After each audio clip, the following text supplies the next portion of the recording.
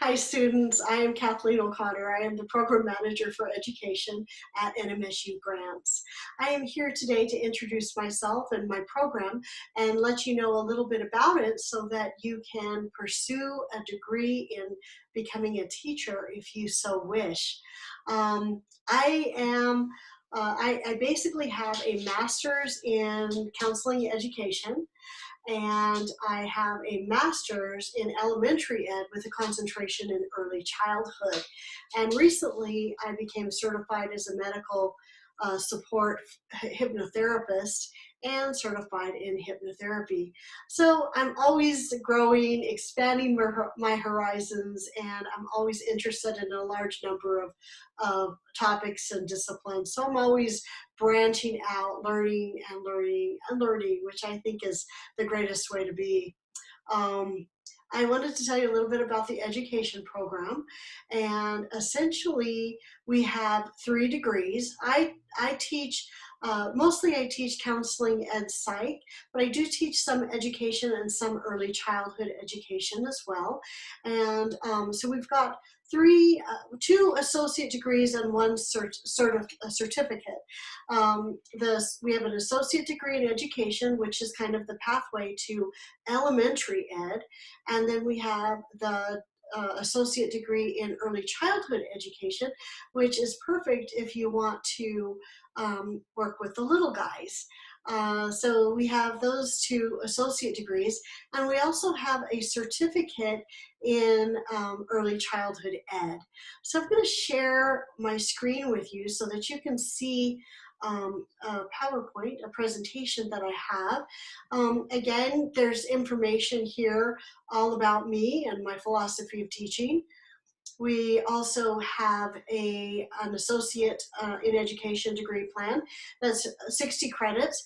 And I do want to let you know that while it seems like a lot, it's about 2 years worth of work. And it's halfway through your bachelor's, because this degree flows right into your bachelor's degree, which is awesome. This means that everything that's here will be utilized on that bachelor's degree for elementary ed. So you're not wasting time, you're actually getting 2 years done worth of your bachelor's degree. Now, sometimes it takes people a little bit longer.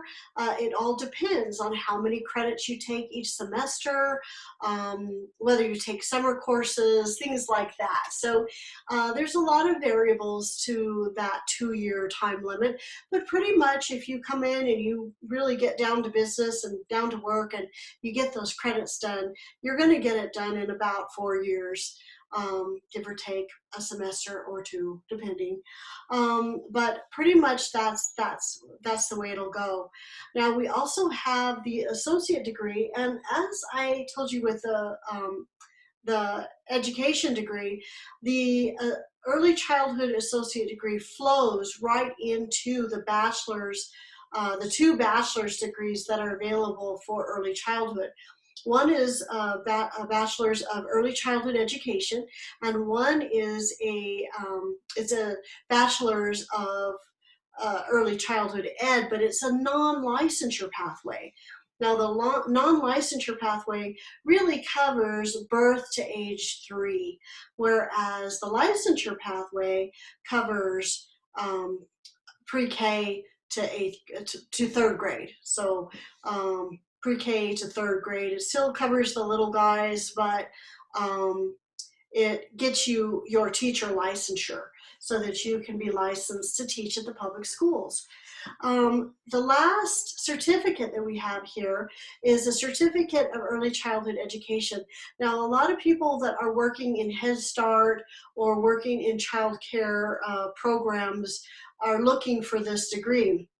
And I would recommend to you that you keep this in mind, because a lot of times if you're an educational assistant in the public schools and you achieve this certificate, you may get a little bit of a raise. Sometimes at Head Start, the teachers and the educational assistants are given raises for each degree or each level of education that they attain.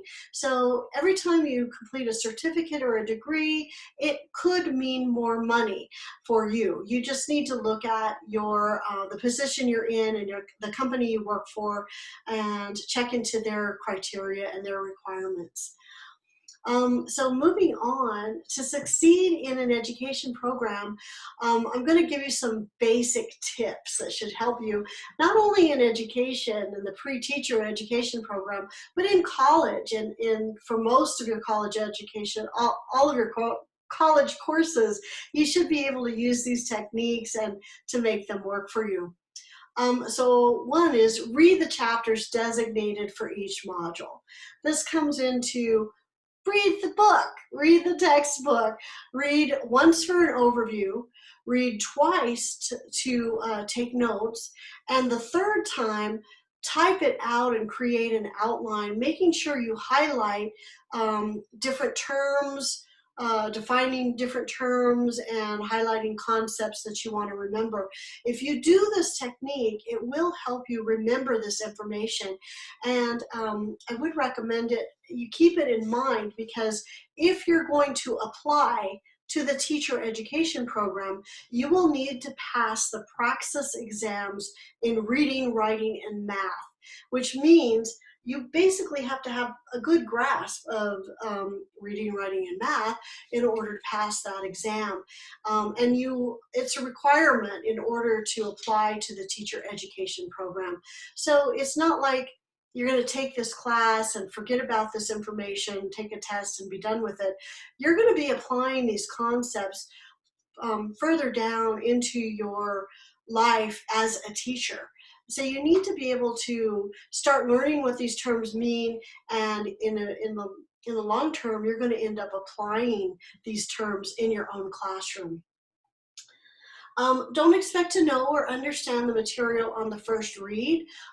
You're being presented with maybe some new information, so be easy on yourself, but give yourself a second and third read just to make sure you understand the information. And two, the next thing is, do expect to put time in every day to be successful in your course. It's not like you can just log on and answer questions off the top of your head.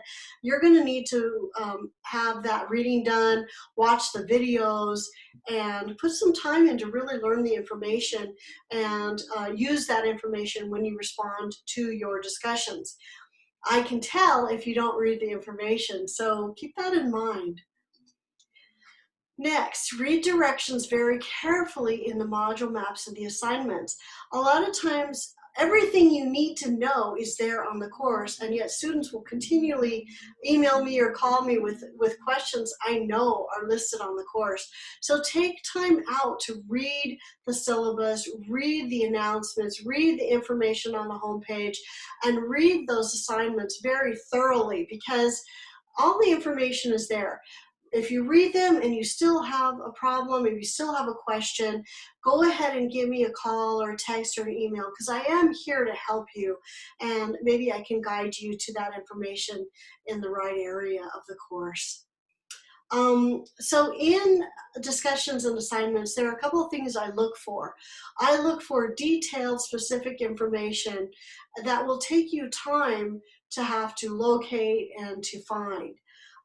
So you definitely are going to need to watch the videos and read the textbook.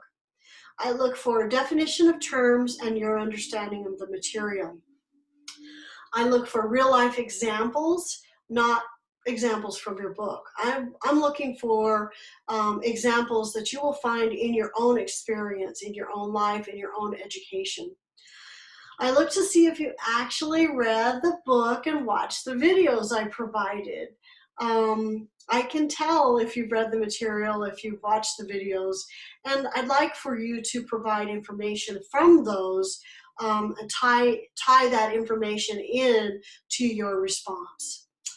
I look to see if you cite course materials. Remember, if you cut and paste from the textbook, I know that. and it's considered plagiarism. And if you copy straight out of the book, I know that as well. I can tell when you're doing that. So be aware that that's considered plagiarism, and you can get into big trouble for that, including failing the course and being expelled from school. So you want to be very careful. Remember that any information you have, I know is not your own information. Most of what you are going to write about is the information in the textbook or in the resources that I gave you. So you need to be able to say, this was the author, this was the date this information was published, and back yourself up and just keep yourself out of trouble. You don't want to get in trouble for plagiarism. Again, I want you to write about your understanding of what you read. Again, not a copy and a paste. I want you to talk about how you understand that information. And believe me, if there's a misunderstanding, I will address that in my feedback to your discussion post or to your assignment. Next, read the homepage and announcements on the syllabus and the syllabus. We put all kinds of information and updates in the announcements section and also on the homepage. So make sure you check that out. It's very important. You're going to find a lot of information that you maybe didn't know about. And that's the way for the instructor to make information known to you. So look to your announcements each week for updates and new announcements and information about the course. Keep in mind, this is not high school. College is very different from high school. In high school, you have somebody encouraging you, holding your hand, poking you to get things done, keeping you on track, keeping you on task. But in college, nobody's there to do that. You are in charge of your own life. You're in charge of your career, your education, and your life. And so at this point, you're expected to just read the directions, do your work. I'm not going to stand over you and say, read the textbook. I'm not going to stand over you and say, get that video watched. You're in charge of that. And if you don't do it and you don't do the work, then you won't get the grade. It's as simple as that. You do the work, you get the points, you get the grade. If you don't do the work, you don't get the points, you don't get the grade. It's that simple. If you have financial aid, you are being paid to complete those courses. It's not like it's like a job because you have to do it to get the grade. The grade is your payment for the work done. So remember that. And if you fail a class, then the bad news is financial aid may not pay for it. You may have to pay that back. The other thing is when you need to take that course again, financial aid won't pay for it because they already paid you once and you failed it, so you didn't do the job. So this time you'll have to pay for that class out of your own pocket. This slows people down because sometimes they don't expect that to happen with financial aid.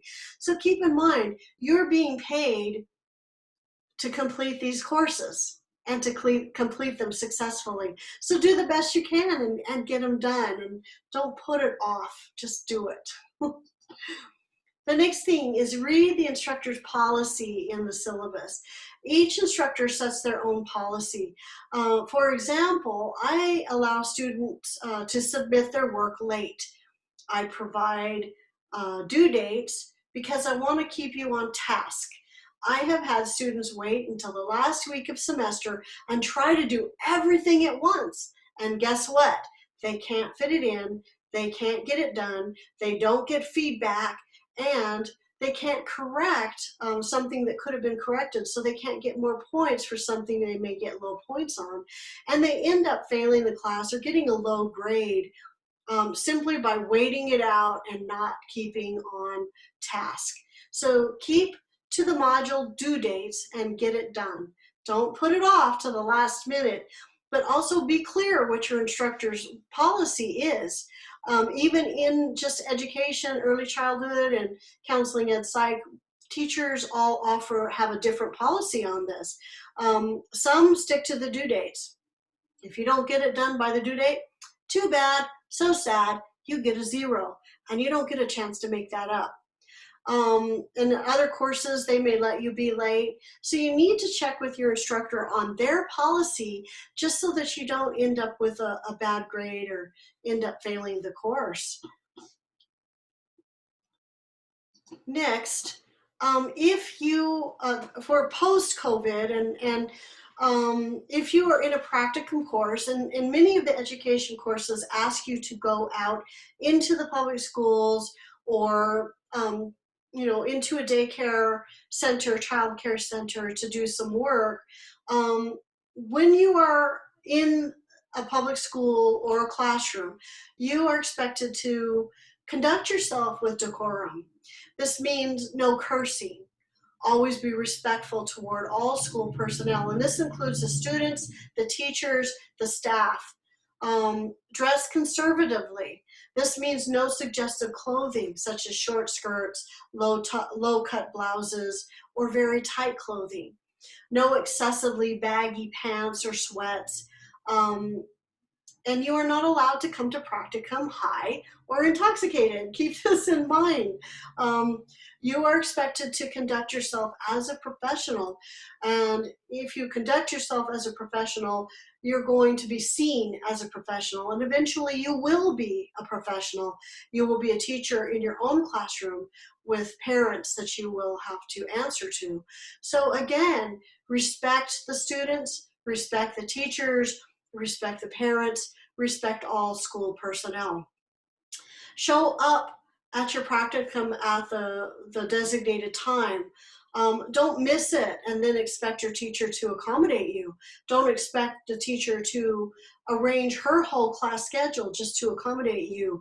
You need to negotiate the times when you're going to come into that classroom and what's acceptable to that teacher. So again, be respectful, show up on time, do the work that you're required to do. Last, you are required to keep confidentiality of the students and the teachers and the school. This means you cannot talk about or give out any information about a teacher or a student. What happens in the classroom stays in the classroom. It is confidential. And you can get in big legal trouble for basically not keeping confidentiality. And besides, would you want your teachers gossiping about your capabilities and your work? I don't think so. So conduct yourself as a professional, and don't talk about your students, and don't give out that information. It is confidential. So that's pretty much what I had to share with you. I hope that this information is helpful. Now you know who I am. Do feel free to call me, to email me, to text me if you should have any questions or concerns. Again, no calls before 10 a.m. and no calls after 9 p.m. Simply because those are not my working hours, those are my sleeping hours. So please be respectful. Do email me if you need a degree checklist or you need a plan. I can do a checklist for you, and you can see exactly where you are, how many courses you need to take, and how long it'll take you to complete those. We'll do a degree plan for you and keep you on task. And so I hope this information has been helpful. Again, let me know if you have any questions, and welcome to Grants. We are here to help you.